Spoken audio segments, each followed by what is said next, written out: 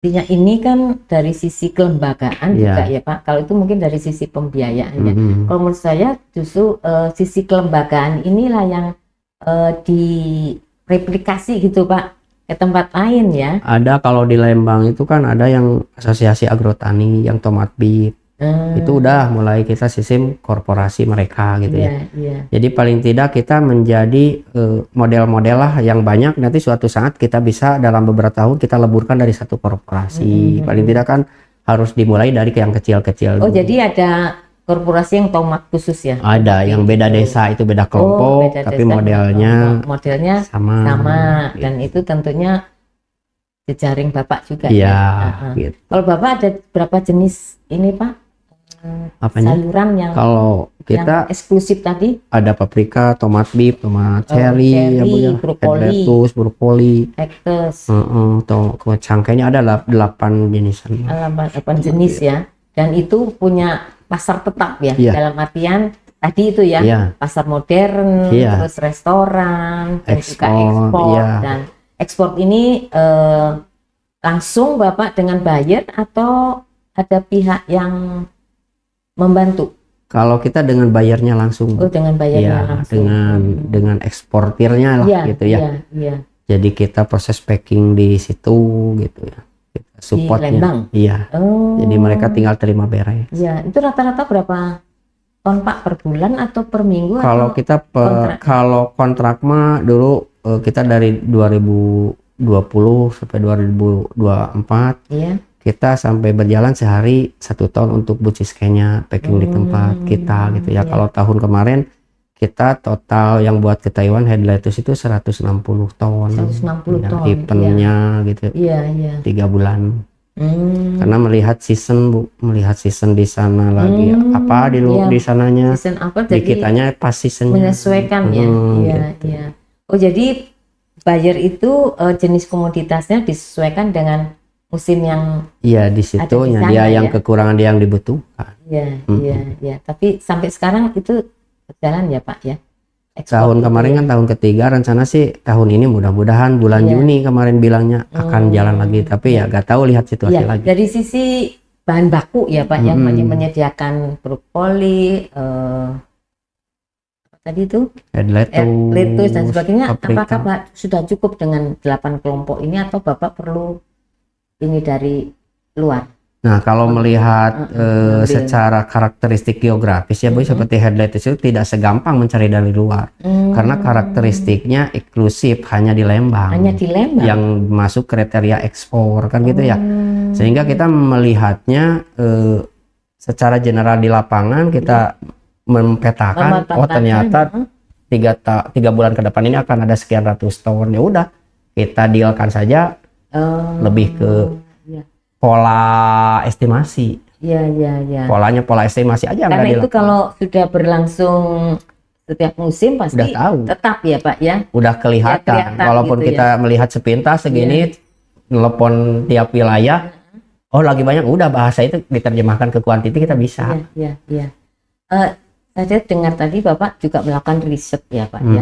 Nah, kira-kira yang Bapak riset tuh pasar atau teknologi mengenai sayur atau apa Pak? Kalau saya terus senang karena dasarnya emang orang riset, teknik, pernah kerja di bidang riset, jadi otaknya gak berhenti meriset, berpikir ya ke situ ya Bu ya. Saya amatin mulai dari produksi, saya riset, ternyata banyak yang harus dibenahin sampai teknologi harus hadir, sampai kita ciptakan yang namanya LASMAT. Jadi Lembang Agri Smart. Jadi kita punya produk smart farming Lembang Agri Smart. Udah dipasang juga di Bali, ada pesanan kan gitu lagi. Nah, dari segi pasca panen ya masih banyak lagi yang harus diriset teknologi pasca panennya. Dari segi logistik, pengiriman gitu ya, karena biaya tertinggi di pangan itu, di pertanian itu masih di logistik sampai 30% lebihan kan Bu ya. Sedangkan idealnya kita harusnya kan 10%. Nah, kita coba menjalankan sistem logistik ini, kita bikin riset digitalisasi logistiknya gitu, biar lebih bisa ditekan.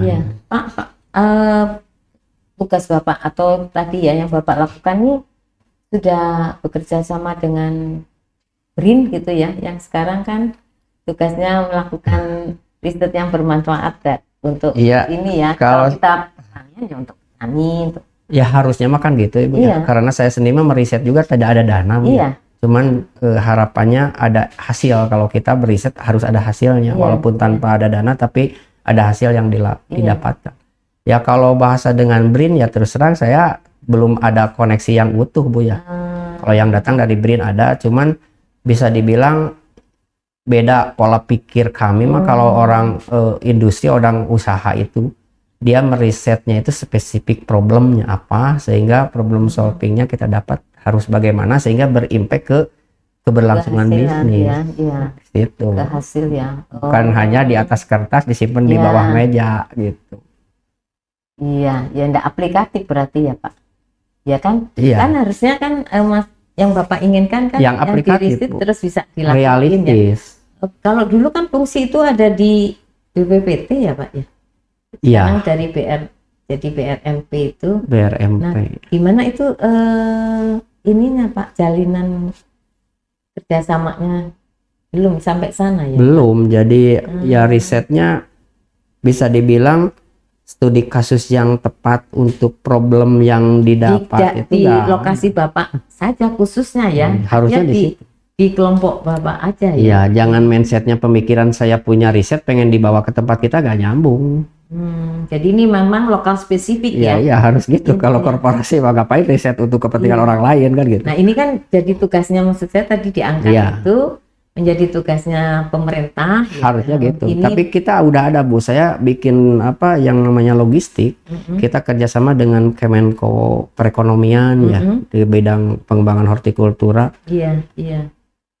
Untuk menciptakan bagaimana sistem rantai logistik gitu. Jadi saya juga sampai tergabung ke sistem rantai pangan gitu ya dengan yang dikoordinir dari Kemenko Perekonomian.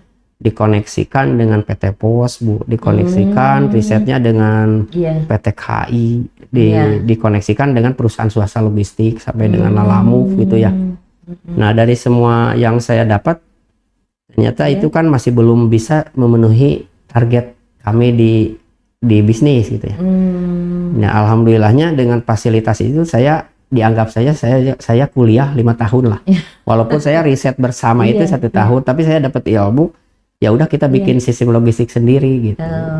Artinya dari pengalaman itu akhirnya Bapak menemukan formulasi sendiri gitu ya. Gitu.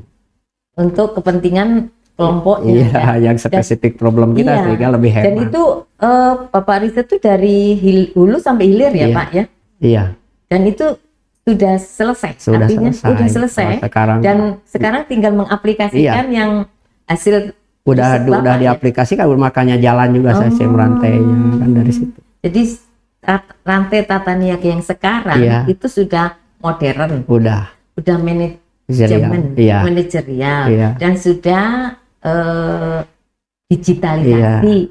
Wah hebat Pak, ini perlu diapresiasi nih harusnya gitu ya. Kementerian Pertanian ini ada penghargaan nih untuk Bapak ini. Kalau penghargaan saya udah bukan target berbuat ini untuk dapat penghargaan. Tapi paling tidak usaha mandiri kan ini sendiri kan.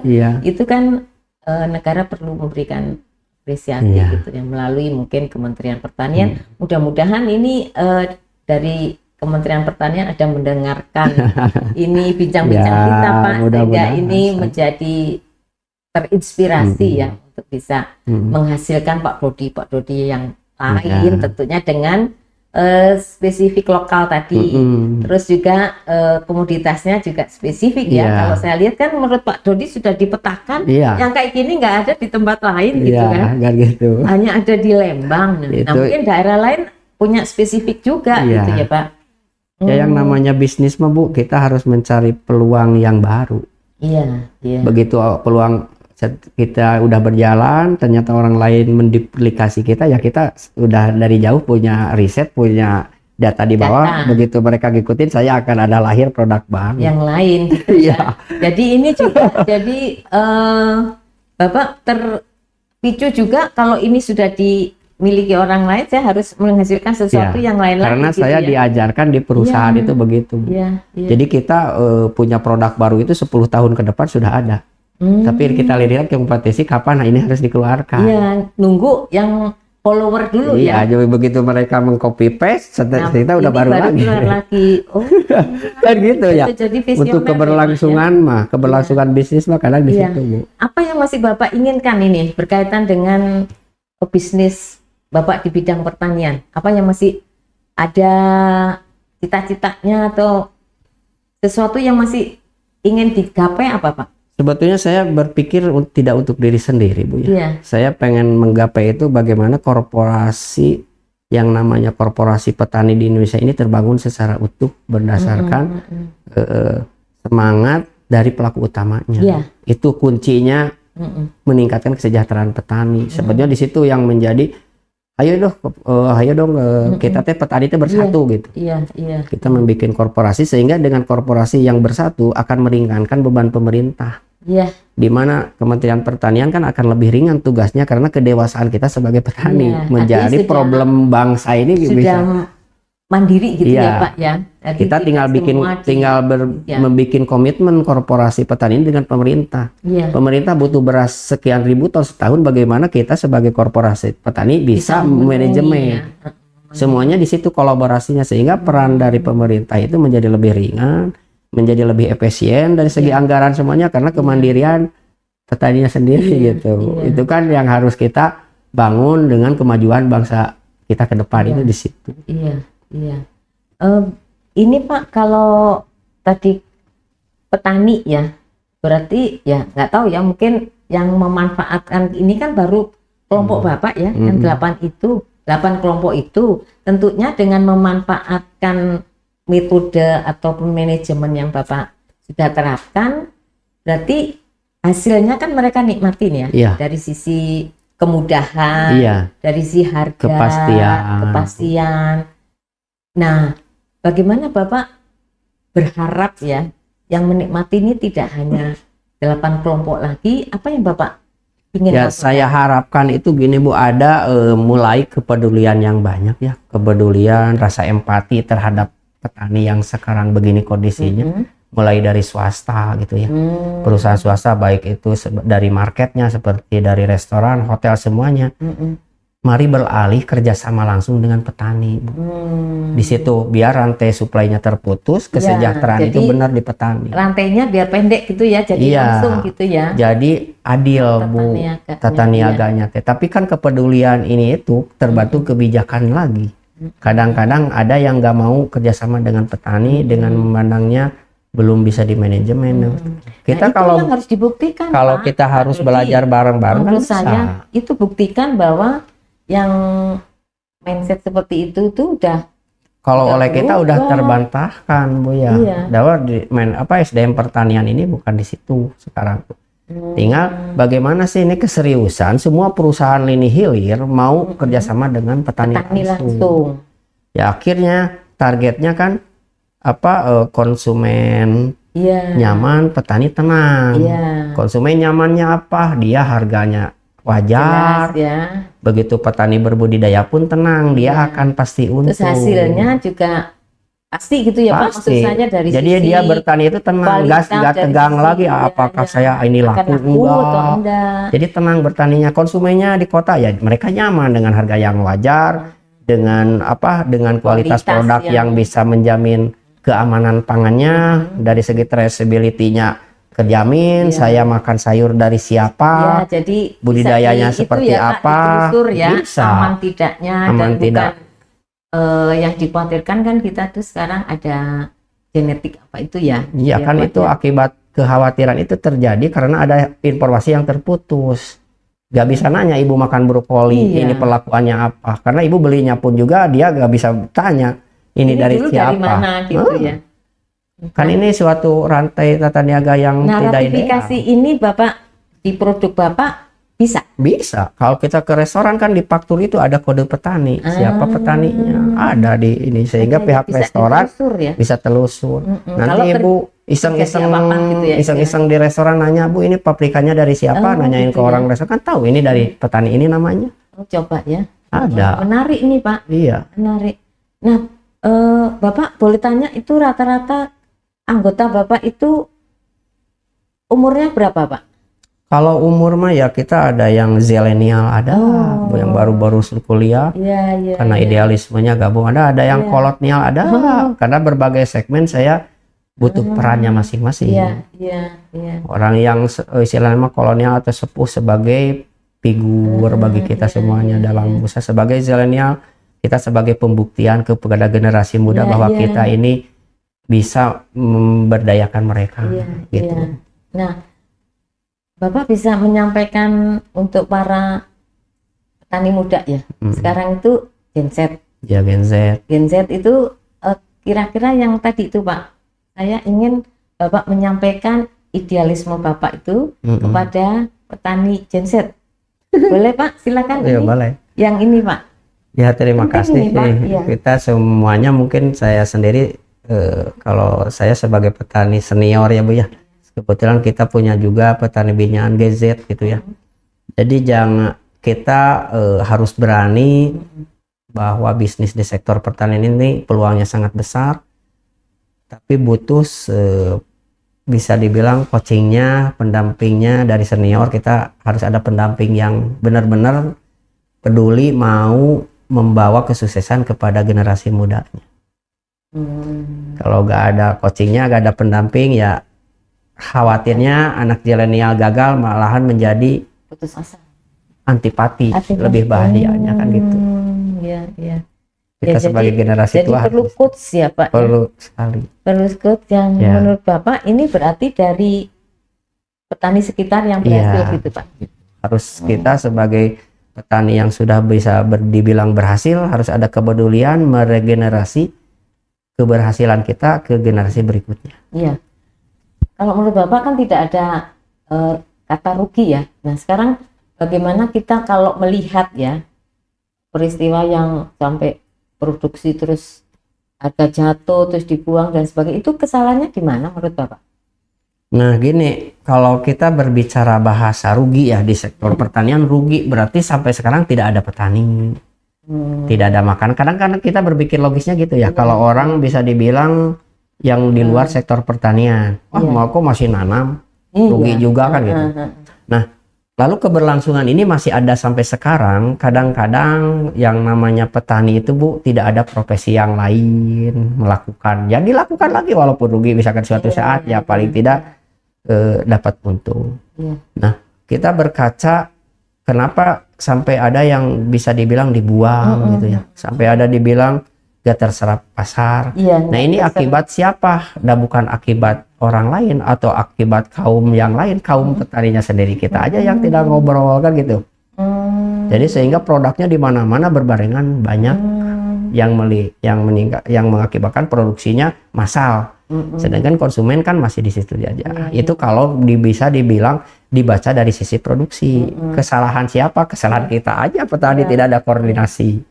Lalu segmennya kalau melihat secara ini ke hilir, ada juga fenomenanya gini, daya beli. Produk biasa saja, tidak banyak. Tapi begitu di kota daya belinya jelek, ya berimbas ke petani galak.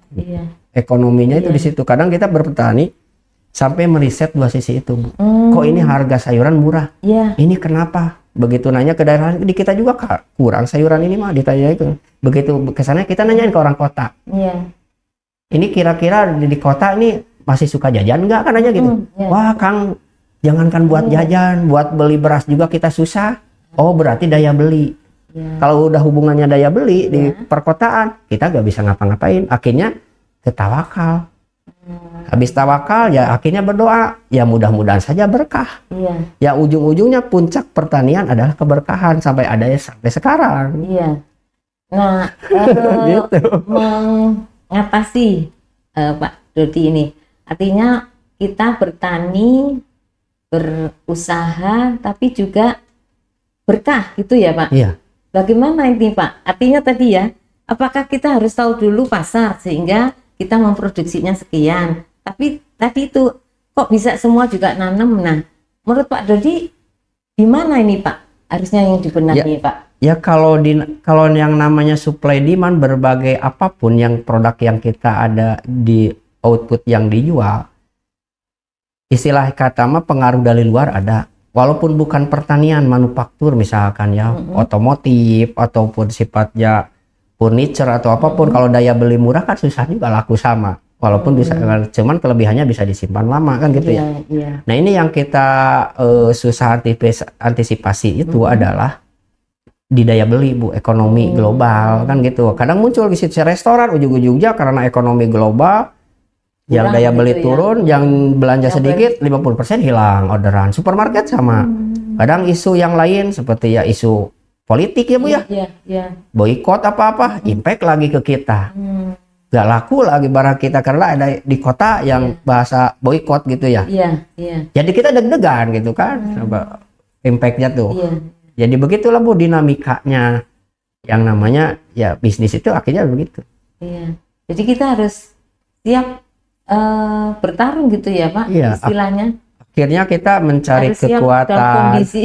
Ya akhirnya kita kan, apalagi kita berbicara sebagai petani, hubungannya kita niatnya juga pengen mengasih suatu makanan bagi orang kota, niat yang tulus dari awal.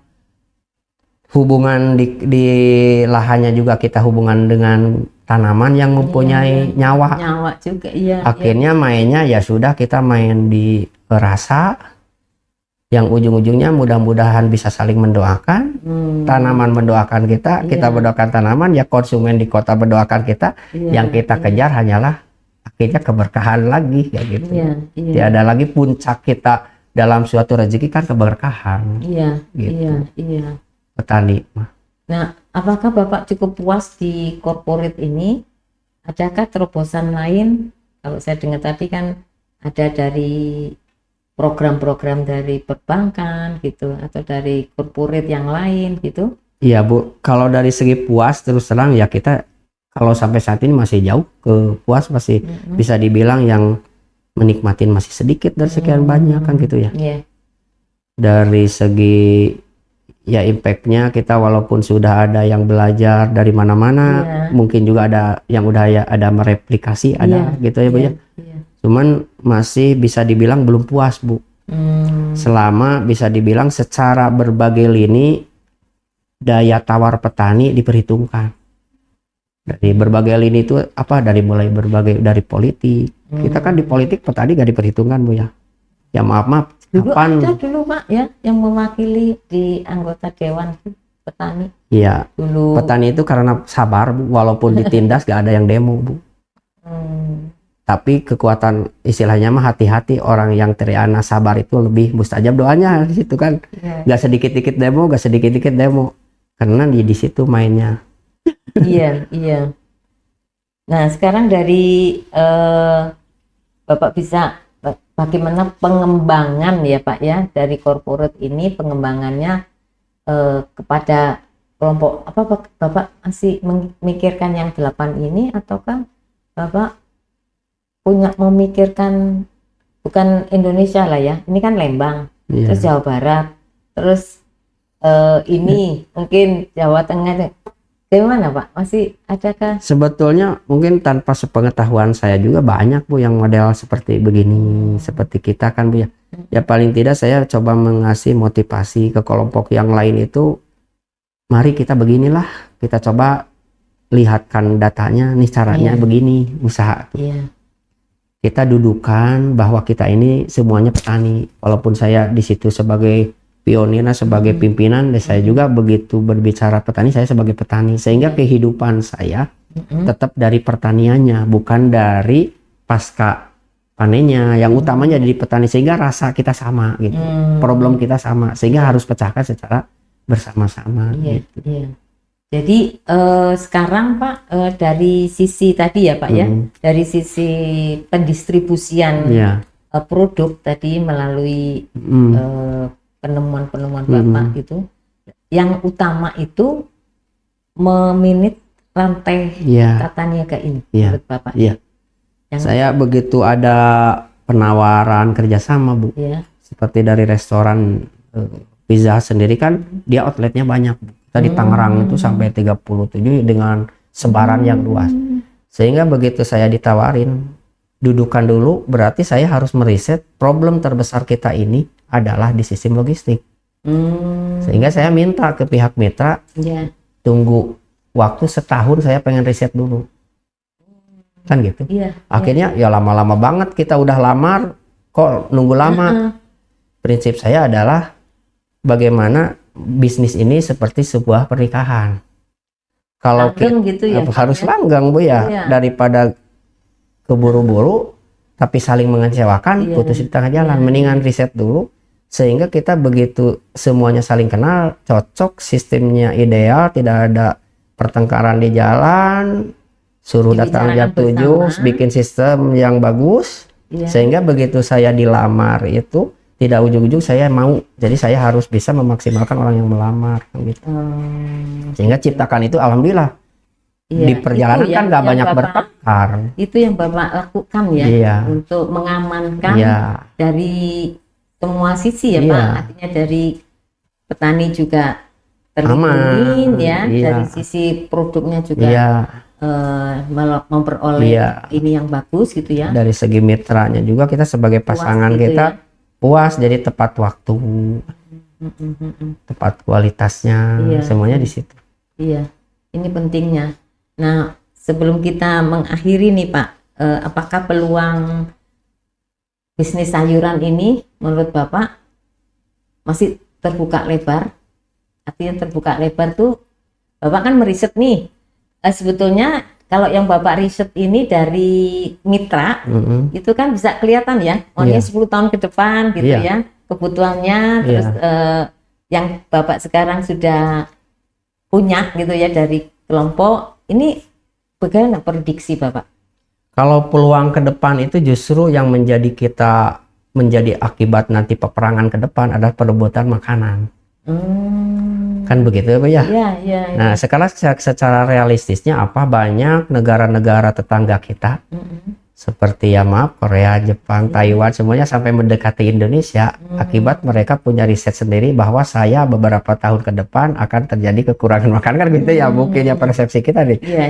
Dan realistisnya sampai sekarang yang namanya orang-orang luar negeri, saya hubungan itu dengan Korea, dengan Taiwan, dia sampai ada yang sewa lahan di kita, melakukan bisnis untuk ditanam dan dijual ke mereka. Sampai sekarang ada wacana dengan kita kerjasama beberapa produk sayuran biar bisa bawa ke negaranya. Kan ini suatu anugerah bagi Indonesia kalau kita bisa mengelolanya. Gitu. Jadi ini merupakan peluang ya Pak sebetulnya ya. Di satu sisi menjadi peluang, di suatu sisi menjadi ancaman.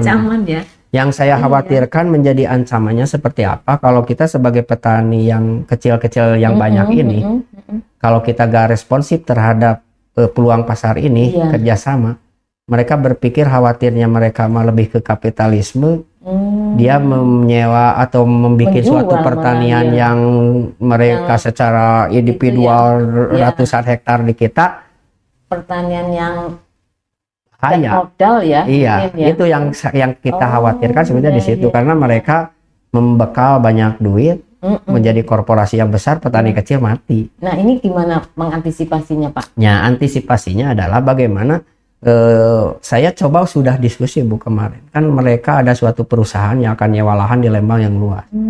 Saya bilangin lebih efektif efisien kerjasama dengan petani yang banyak, manfaatkan program memanfaatkan modal sosial, modal sosialnya manfaat, tidak mesti ada satpam, tidak mesti ada pengawasan, tidak mesti ada biaya yang lain-lain. Dan dengan sistem manajerial yang berbasis masyarakat yang dikelola oleh masyarakat lokal, ini akan lebih efisien dibanding membuat korporasi yang luas tertutup. Saya bilangin, kita bilangin dari cerita sejarah, banyak perusahaannya yang bangkrut karena apa? Banyak nanti kebocoran, keamanan yang lainnya juga. Itu saya coba dulu. Akhirnya mereka tuh, oh ya udah mendingan gitu. Nanti polanya kemitraan, investasi di pertanian kan. Nah itu tantangan bagi kitanya kan itu. Peluangnya apa? Kalau kita agak sambut peluang ini, mereka kan bikin solusi sendiri. Itu yang mencari problem di kita. Iya, iya. Di satu sisinya petani terlalu jadi harus dibuka wawasan petani kita ya Pak, terlalu gak demokratis, misalkan gak terbuka dengan peluang baru, ancaman, iya jadi ancaman. Kalau mereka bikin korporasinya sendiri, bisa mengalahkan pasar kita bisa tutup. Kalau dengan teknologi Bu, lahan kita yang 100 hektar bisa kalah dengan 20 hektar. Jadi mati sendiri petani lokal kita. Itu tantangannya. Dan juga pasarnya. Pak, karena mereka sudah menguasai tadi itu ya. Itu yang kita khawatirkan. Iya. Ya, sebetulnya, tapi kembali lagi kita ya akhirnya kan jadi kekuatan apalagi ya. Iya. Tapi jangan begitu terus kan. Iya. Artinya kan kita perlu mengantisipasi logisnya menghadapi kemungkinan kejadian yang akan datang. Tadi itu logis Pak. Artinya kalau kita mendengar sekarang isu-isu di mana terjadi perang, mungkin akan kekurangan pangan dan kita harus bisa mengantisipasi dengan cara tadi itu bagaimana supaya kita bisa bermitra kali ya, karena nggak mungkin independen suatu negara itu nggak mungkin, karena kita tetap ketergantungan antar negara, antar petani, antar lembaga, jadi membuka cakrawala teman-teman petani bahwa di depan tuh ada ini tuh perlu Pak. Ada. Iya, artinya perlu memberikan pemahaman. Perlu sekali Bu. Itu dari semua ini harus ada edukasi bahwa kita ini seolah-olah ancaman dan peluang itu beriringan. Peluang banyak tapi ancaman juga beriring gitu. Jadi yang Bapak tentu tidak bosan-bosan untuk mengedukasi kelompok Bapak menghadapi seperti ini ya Pak ya. Sehingga tetap mereka tidak khawatir untuk bertani dan menjaga dari sisi tadi nilai tambah tadi, yang penting kan itu Pak untuk kesejahteraannya. Dan saya melihat ini cukup memberikan pembelajaran ya Pak ya untuk teman-teman petani yang lain gitu, untuk melihat tadi itu meriset.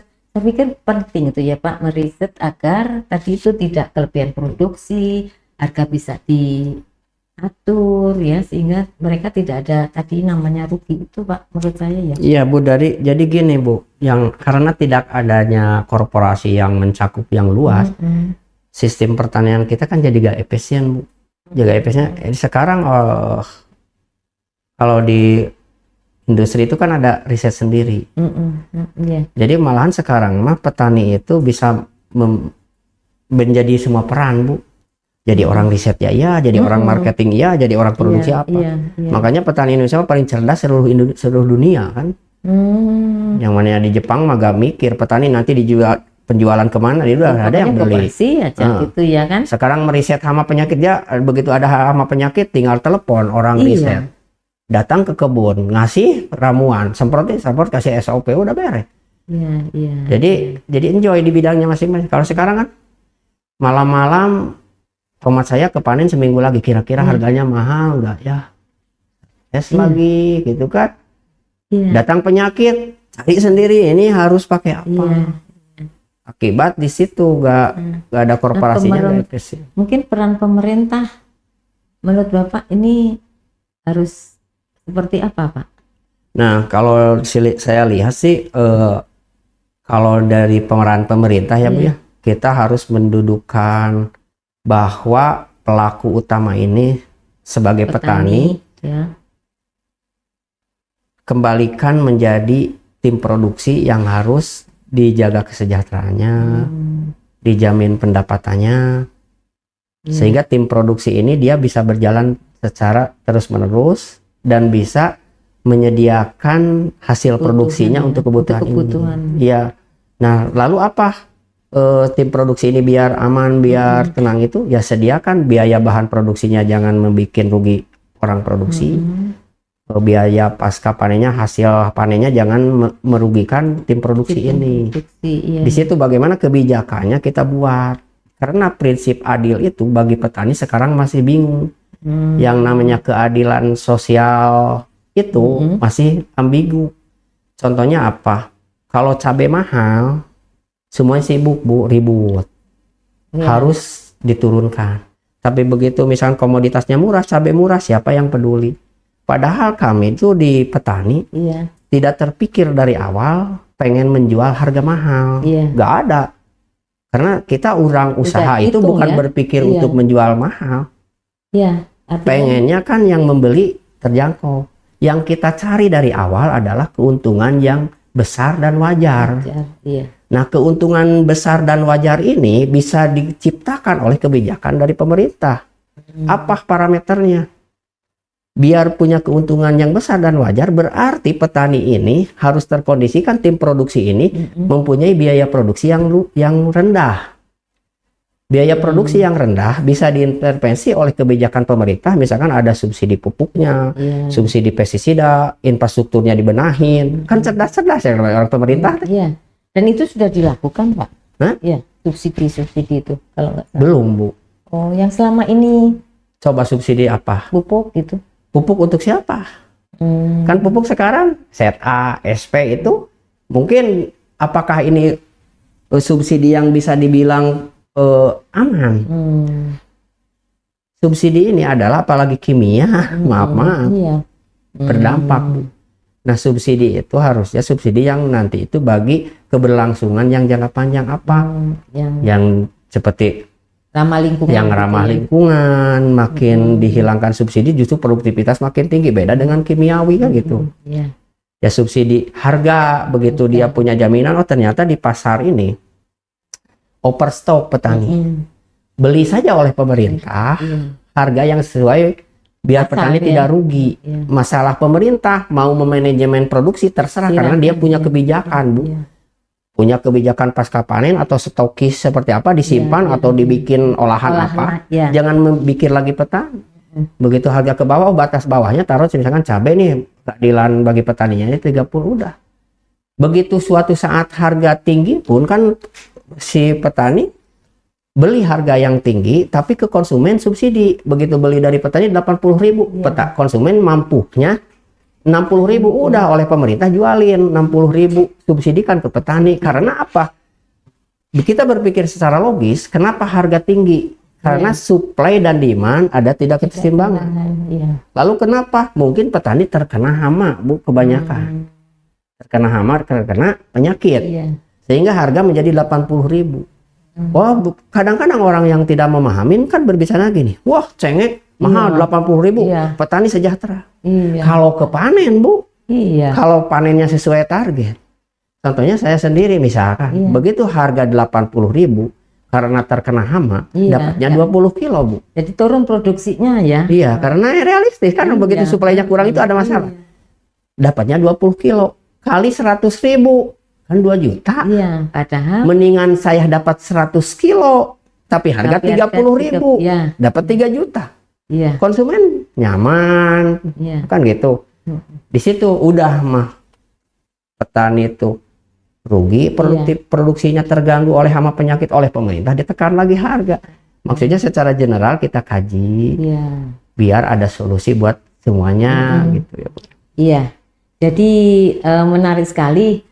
Kalau boleh saya ini Pak ringkas gitu, menurut Pak Dodi ini petani itu tidak hanya pandai berproduksi, jadi dia harus melakukan riset yang dari hulu sampai hilir sehingga bisa menentukan tentunya ya dari sisi produksi, dari sisi logistik, dari sisi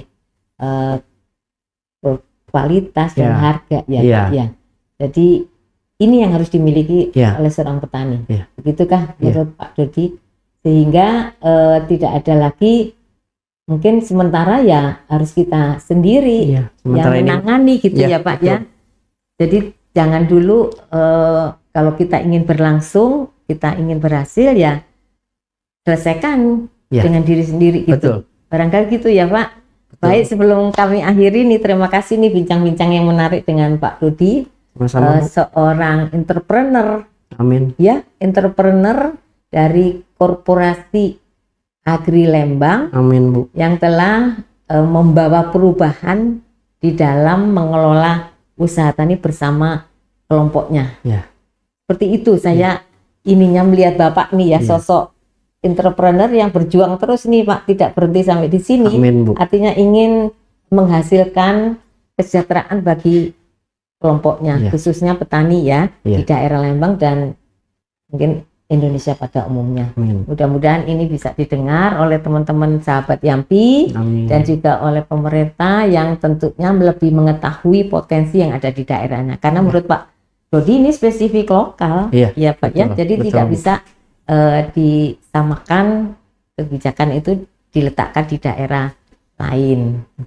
Terima kasih sekali lagi Pak Dodi atas waktunya dan juga bincang-bincang dan pengalamannya. Mudah-mudahan ini memberikan inspirasi kepada sahabat Yampi.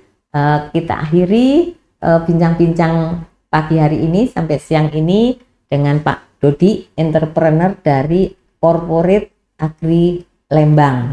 Dan kita akan berjumpa lagi pada catatan RS yang akan datang. Wabillahi taufiq walhidayah. Wassalamualaikum warahmatullahi wabarakatuh. Waalaikumsalam warahmatullahi wabarakatuh. Terima kasih sekali lagi.